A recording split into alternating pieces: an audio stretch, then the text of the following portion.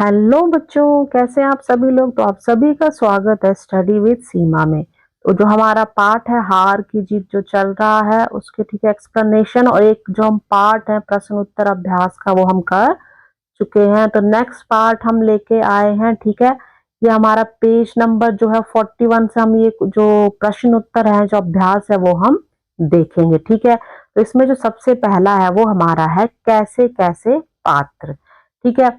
हमने ये कहानी पढ़ी तो कहानी में मुख्य कितने तीन पात्र हैं, बाबा भारती हैं, डाकू खड़ग सिंह और सुल्तान घोड़ा। हमने देखा कि मुख्य जो पात्र है वो ये तीन ही है।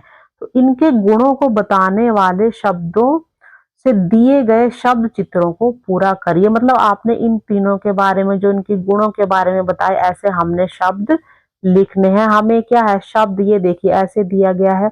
जैसे हमने क्या करना है, यहाँ हमने बाबा भारती के बारे में लिखना है। तो वो कैसे थे, दयालु थे, ठीक है, बहुत मेहनती थे, बहुत अच्छे थे। इस तरह से यहाँ पे जो शब्द है वो आप भर सकते हैं। फिर हमने लिखना है डाकू खड़ग सिंह और सुल्तान घोड़ा के बारे में, ठीक है। चलिए, तो पहला हमारे पास है बाबा भारती। जो बाबा भारती वो कैसे थे, दयालु थे, ठीक है। उसके साथ वो न्याय प्रिय भी थे, वो एक सरल व्यक्ति थे, एक मृदु भाषी थे, एक करुणामय थे और एक धार्मिक वो व्यक्ति थे। इस तरह से हम ये इसमें लिख सकते हैं, ठीक है। आप लोग देख सकते हैं ऐसे, ठीक है। ये बाबा भारती की क्या ये गुण थे, उनकी ये विशेषताएं थी, ठीक है।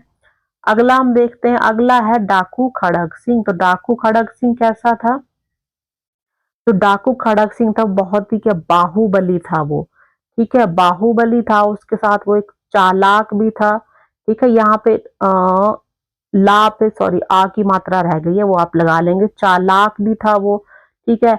उसके साथ वो साहसी भी बहुत था, बेरहमी भी, ठीक है, व्यक्ति था वो। लालची भी था और उसको पछतावा भी होता है अंत में, जब उससे वो गलती करता है, सुल्तान को छीन लेता है बाबा भारती से, तो उसे पछतावा भी होता है, ठीक है। तो ये जो डाकू जो खड़ग सिंह था उसके ये गुण हैं, ठीक है।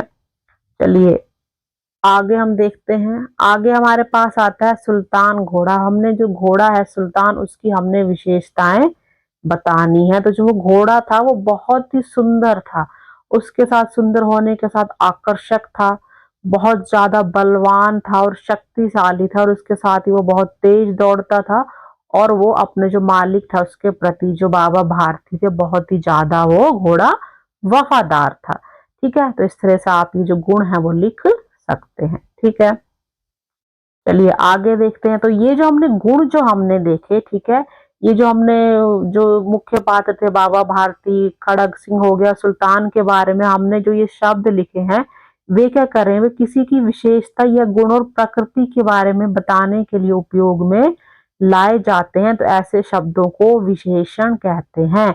जैसे जो घोड़ा वो शक्तिशाली बलवान, ठीक है, बाहुबली जो खड़ग सिंह, तो उनकी विशेषता बताने वाले गुण हैं तो उन्हें हम विशेषण कहते हैं, ठीक है।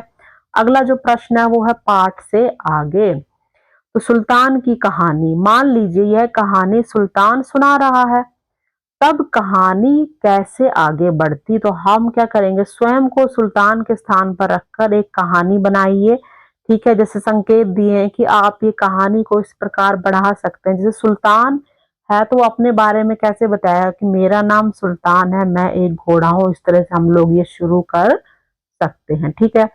चलिए तो इसमें देखते हैं सुल्तान की कहानी। तो मेरा नाम सुल्तान है, मैं एक घोड़ा हूँ। मेरे मालिक बाबा भारती मुझसे बहुत प्रेम करते थे, वे मेरी बहुत अच्छी तरह देखभाल करते थे और रोज मुझे सैर के लिए ले जाते थे। मुझे उनके साथ रहना बहुत अच्छा लगता था। एक दिन बाबा भारती मुझे लेकर सैर पर निकले। रास्ते में एक आदमी ने बीमार होने का नाटक किया। तो बाबा भारती बड़े दयालु थे, इसलिए उन्होंने मेरी लगाम उसे दे दी और उसकी मदद करने लगे। तभी वह आदमी मुझ पर बैठकर भाग गया। वह डाकू खड़ग सिंह था, ठीक है। थोड़ा बहुत आप ऐसे बना के लिख सकते हैं, क्योंकि हम ये जो कहानी है एक शॉर्ट में लिख रहे हैं, अभी बहुत ज्यादा हम डिटेल में लिखेंगे तो ये बहुत बड़ी हो जाएगी, ठीक है। फिर क्या हुआ कि बाबा भारती बहुत दुखी हो गए, लेकिन बाद में खड़ग सिंह को अपनी गलती का एहसास हुआ, उसे पछतावा हुआ और उसे बाबा की दया और जो भलाई थी वो याद आई, इसलिए वह मुझे वापस बाबा भारती के अस्तबल में छोड़ गया। ठीक है। और जब बाबा भारती ने मुझे देखा तो वे बहुत प्रसन्न हुए। मुझे भी अपने प्यारे मालिक के पास लौटकर बहुत खुशी हुई। तभी मुझे समझ आया कि सच्चाई और दया की हमेशा जीत होती है। ठीक है। तो इस तरह से आप चाहें तो इसको और थोड़ा छोटा करके या लंबा करके भी आप सुल्तान के तरह ये कहानी लिख सकते हैं कि जो सुल्तान था वो ये कहानी को सुना रहा था। ठीक है। आगे आते हैं मन के भाव। ठीक है। अब कहानी में से चुनकर कुछ जो शब्द है वो नीचे दिए गए हैं। ठीक है। तो बताइए कि कहानी में कौन कब ऐसा अनुभव कर रहा है। ठीक है। जैसे चकित होना, अधीर, डर, प्रसन्नता, करुणा और निराशा। और नीचे आपको ये है कि आप ये जो भाव है वो आप भी लिखिए कि इन भावों को आप कब कब अनुभव करते हैं। संकेत जैसे दिया गया कि गली में किसी कुत्ते को देखकर डर या प्रसन्नता या फिर करुणा आदि का अनुभव करना। आपने भाव लिखने की, जैसे ही गली में आपने किसी कुत्ते को देखा तो आप डर गए। ठीक है। ये हमारे भाव होते हैं, खुश होना, रोना, डरना। ठीक है। चलिए तो देखते हैं, पहले कहानी में से देखते हैं मन के भाव। कहानी में कब कब कौन ऐसा अनुभव कर रहा था। तो पहला हमारा है चकित। ठीक है। जब डाकू खड़ग सिंह ने बाबा भारती का सुंदर घोड़ा सुल्तान देखा तब वह चकित हो गया। ठीक है। आश्चर्यचकित हो गया। अधीर होना, बाबा भारती अपने घोड़े सुल्तान से मिलने और उसे देखने के लिए बहुत ही अधीर रहते थे, बहुत ही उतावले रहते थे, बहुत ही उनकी चाहत रहती थी। फिर है डर। जब खड़ग सिंह सुल्तान को लेकर भाग गया तब बाबा भारती को डर और चिंता हुई, या फिर उनके मन में क्या था, डर बैठ गया, ऐसे भी लिख सकते। फिर होगी प्रसन्नता। तो प्रसन्नता कब हुई कहानी में, जब सुल्तान वापस अस्तबल में मिला तब बाबा भारती बहुत प्रसन्न हुए। ठीक है। फिर करुणा, जब बाबा भारती ने रास्ते में बीमार आदमी को, उस कंगले को देखा तो उनके मन में करुणा आई, इसलिए उन्होंने उसकी मदद की। अब आ गई निराशा। तो निराशा क्या हुई, जब सुल्तान छिन गया तब बाबा भारती बहुत निराश हो गए। ठीक है। तो इस तरह से हम लिख सकते हैं। आप चाहे हम इन्हें और भी हमारे वाक्य बन सकते हैं कि कौन कौन और निराश हुआ। ठीक है।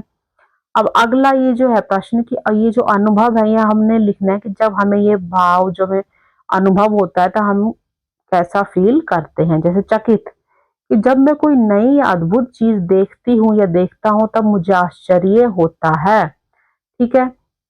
अधीर, जब मुझे किसी अच्छी खबर या छुट्टी का इंतजार होता है तब मैं अधीर हो जाती हूँ, बहुत ज्यादा उतावली या मतलब उस काम को करने के लिए मतलब परेशान होना, उतावले, ये सब हो जाना।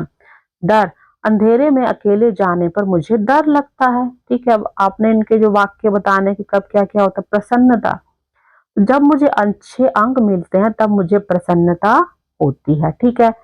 और करुणा कब होती है, जब मैं किसी घायल जानवर को देखती हूँ तो मुझे उस पर करुणा आती है, मतलब किसी पर करुणा या दया, प्रेम भी हो सकता है। ठीक है। निराशा, जब मेरा काम ठीक से नहीं होता तब मुझे निराशा होती है, मतलब मैं निराश या परेशान या फिर उदास हो जाता हूँ। ठीक है।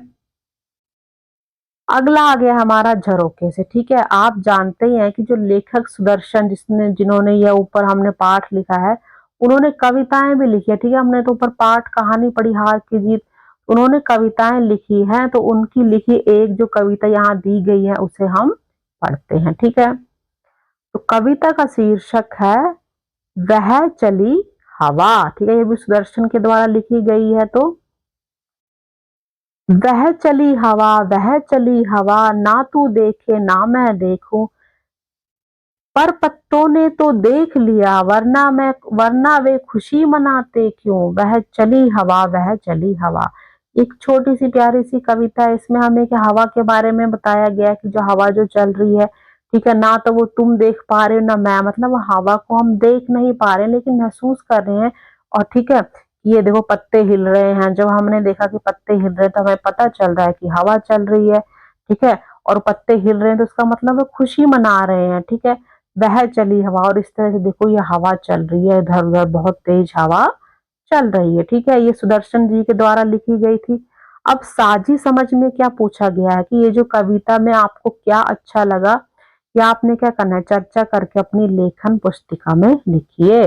तो सबसे पहले क्या, ये जो कहानी जो कविता है वह चली हवा, ये क्या है, एक कविता है, इसमें हवा के बारे में लिखा है। तो आप लिख सकते हैं कि मुझे यह कविता, कविता में क्या यह है जो बात अच्छी लगी कि हवा जो है वो दिखाई नहीं देती, ठीक है, हवा हमें दिखाई नहीं देती, लेकिन फिर भी हम उसके जो होने का क्या कर सकते हैं, अनुभव कर सकते हैं, उसको फील हम कर सकते हैं। क्यों, कैसे कर सकते हैं, जब हवा चलती है तो पेड़ों के पत्ते हिलने लगते हैं और ऐसा लगता है कि वो खुशी मना रहे हैं, पत्ते हिल रहे हैं मतलब खुशी से आपस में मिलजुल कर गा रहे हैं, नाच रहे हैं।